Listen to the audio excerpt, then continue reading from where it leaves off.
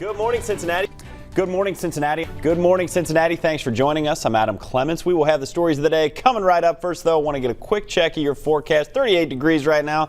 Already starting to warm up. Here's meteorologist Brian Sherman. Hey, Brian. 4:35 now, and students and teachers at Marjorie Stoneman Douglas High School return to class today, 2 weeks after the mass shooting. A gunman killed 17 people in the attack. As Henna Dover reports from Parkland, Florida, investigators have revealed new information which shows it could have been much worse. You heard Brandon talk about the river only going down a couple of inches. Well, a couple of inches this way is a big difference this way. Let me show you what I'm talking about. Take a look. You can see this line of debris here. Other local news now in Reading. All schools are closed today due to a threat. The school district made the announcement last night. Now, that threat was made on social media. Police requested that the schools be closed today as a precaution. Remember the Shel Silverstein book, Where the Sidewalk Ends? Guys, I think I found it. Check it out. All these lights still lit up, but this is the walkway along the Ohio River, completely covered in water. It's pretty remarkable. 11:40 now, and coming up, police search for a gunman who shot 3 people, including a child. Well, the cake right here pretty much says it all. 10 years, that's how long Tag's Cafe in Colerain Township has been in business. They're celebrating their 10th anniversary today. You can see the debris still in the roadway there, and it's gonna be like that for the foreseeable future. There's gonna be a big mess to clean up when all is said and done. The biggest changes here at our Daily Bread, a brand new metal detector that folks will have to go through when they first enter the building, as well as a more detailed check-in process here at the front desk. Now they're filming the big train scene, and everyone from the director down to the floor crew is working to make sure everything is perfect. Quiet on the set. Action! Well, thank you for spending your Saturday morning with us. Make sure you stay with Local 12 News and Local12.com for the latest on flooding around the tri-state. Until then, have a great day. Navigating junior high school is tough for any kid. Peer pressure, algebra, first kiss.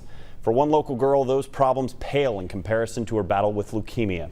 She's found a way to get through it, though. She's fighting cancer with friendship. Just hearing that I had cancer, I instantly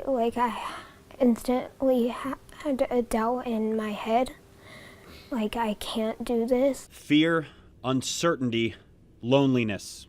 Natural feelings a person might have after being diagnosed with cancer. Now imagine being diagnosed twice before the age of 12. As a parent, you can't, all you can do is try to help her through the hard times, but you can't take it away from her. That nightmare is Kaylee Hogan's reality. I don't wish it upon my worst enemy, ever. Whoa! Make it go faster. Seeing the light at the end of the tunnel is tough for Kaylee. It would be a lot tougher without a very special friend she met at Cincinnati Children's Hospital. I noticed we had a lot in common. And we became fast friends. Yeah. We made a lot of necklaces and we did scrapbooking, and we had all kinds of fun things to do in child life. Dea Mounts knows battling cancer isn't a one-person job. It takes a village. We first met Dea back in 2014 when she was dancing her way back to health. My daddy always told me to just fight through it and just never give up. Now cancer-free, she's locking arms with Kaylee and going back to war.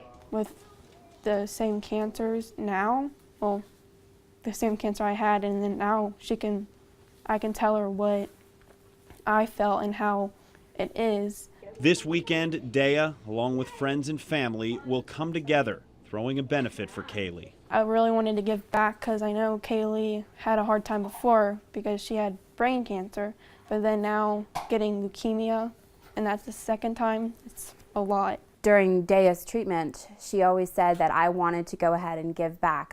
She always felt a little more humbled each time, and I think that's really kind of resonated with us today, and now we're able to actually do something. The circumstances aren't ideal, but through the hugs and the tears, this friendship is as good as it gets.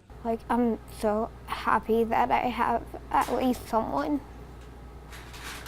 who's going through these tough times too. You actually used Dea as a reference for a few things throughout treatment. When she thought she couldn't do it anymore and just saw the pain, and I told her, look at Dea, she's been through it and she's better now. You'll get there. Even though you're going through your darkest time, like just having one single friend can brighten it up like forever. Children are precious. Adult children are precious. So there's a purpose. Whatever it may be, it'll reveal itself. Kyle Plummer was on his way to New Richmond after having dinner with a friend in Augusta, Kentucky. He stopped at a railroad crossing as a large freight train came barreling down the tracks. Got bored, got out of the car, stood next to the train just to get a closer look. It was kind of interesting. Turns out, Kyle got too close. Got sucked into the train, went completely under the train, dragged me about 100 feet, spit me out the other side. Miraculously, Kyle was still clinging to life when first responders arrived, but things didn't look good. Arrested 3 times on the helicopter. What does that mean? Died. His heart stopped. I was hysterical.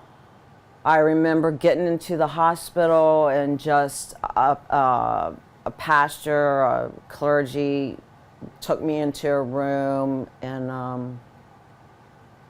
I don't remember a whole lot about that evening. 70 units of blood was lost. I depleted the blood bank. You robbed the I robbed the blood bank. There was no more blood after me. Doctors were able to save Kyle's life. Unfortunately, they couldn't save his leg. They also had to take his hip and his pelvis. It was horrible. It was horrible. I stayed in his room. I lived in his room for 4 weeks. I think for the first 3 months, I was just in complete denial. I was very happy and just like, oh, it's fine. 25 surgeries later, with many more lying ahead, Kyle is home. He hasn't gotten to use the boat that he bought the week of the accident or the Bengals season tickets he cherishes. That trip to London he booked to see the Orange and Black play abroad, lost, gone forever. But there is a bright and shining silver lining. I feel like God wasn't done with me yet, you know. I feel like, you know, there's definitely something that I can take from this and utilize for good. He makes every day a good day. He's always got a smile on his face. Who wants to be miserable? It's awful. I mean, it is awful, but I don't want to. I'd rather be happy than miserable. Come here, Mom. Mwah. I love you. I love you too, honey. You're my boy. I know.